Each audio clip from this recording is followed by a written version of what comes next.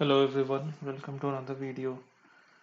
In this video, we are going to talk about the error remote invalid username or password, or if you get this error, also like fatal authentication failed for, and then there's a git repo URL.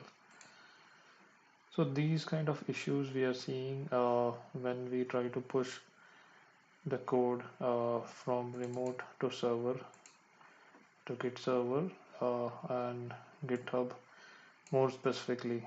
So in this repository, I'm just trying to add some files and I am pushing it, but it doesn't work and it gives me this error. So the first step is you do a git status. When you do a git status, it will tell you what is the branch, and then it will tell you if you have any issues. Like for me, what I see this is git upstream is gone. So there is some issue with my repository. Even though you cloned it and then you're trying to push it, but there are some issues, or you might not have used git bash recently, or you have used a different account. So in both scenarios, this will happen. If you have one credentials and you are using that to push some code in another repo, which is for which you are not the owner, and you have a different credential. So in this case, what needs to be done is first thing is you need to update your credentials. So one way or the easy way to do that is using this command git push origin master. So if you are facing these two issues, I suggest you do a git status, and then if you're getting this kind of message like upstream is gone, you try this command git push origin master. Okay, so as you can see, this helped me out. And so what happens is when you do this git push origin master, it will try to authenticate. And how does it authenticate it? It will give you an option to either use your browser for authentication, or you can add a token which you can download from Git itself. But I didn't use the token, I just used the browser. So when I used the browser, it redirected me uh, to the GitHub, and then it tries to ask me whether this is a login, and you can either log in to that, or you can switch an account, add an account and then log into another one. So in this scenario, I just logged in, and after that I was able to push.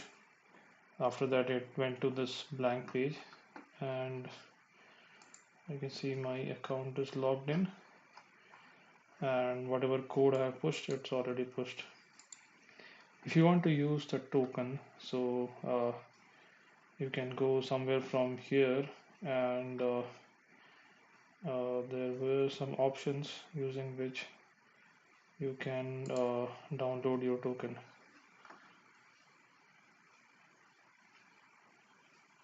Yeah, in the developer settings, you have to use this token, generate new token, and you have to save it because next time you will not be able to see whatever was generated earlier, and you have to again generate a new token. So you have to save it, and try this command git push origin master, which is a simple way to do that. Other options are like using SSH. It is with there are some multiple steps for the configuration, but you can try this itself, git push origin master. So as you can see, I'm not using that. Uh, so once you log in, when you do this git push origin master, it tries to log in via browser, and once you have logged in, let me show you what happened actually. So it was asking me to authorize the Git credential manager, authorize Git credential manager to GitHub repository actually. So all these things like Git gist and the repositories to push, pull, and other things.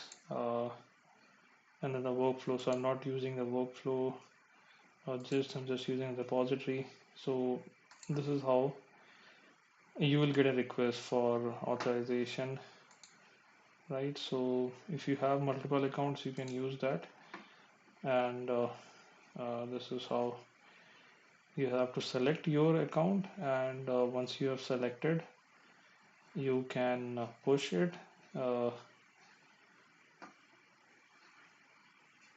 so it goes to that page, and then you can just go ahead and push your code like this. And so next time onwards, like if you are creating a new file, uh,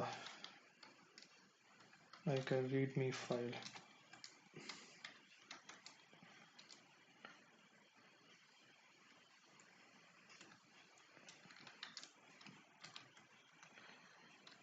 just for testing I'm doing this.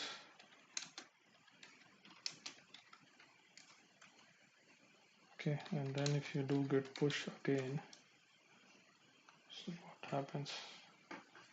Okay, before that you have to add it, and you can do a diff. Okay, just git commit, then you do a git push. So next time onwards, it will not ask you to authenticate. uh, Even with this git push command itself, it will work. So it is more of a one-time setup where you have to do git push origin master instead of git push, and it will take care of the authentication. You just have to authorize it in the browser. You have to log in, and yeah, other things will be seamless. So that's the end of this video, guys. I don't have any other information to share. Let me know if you have any other questions, and thanks for watching.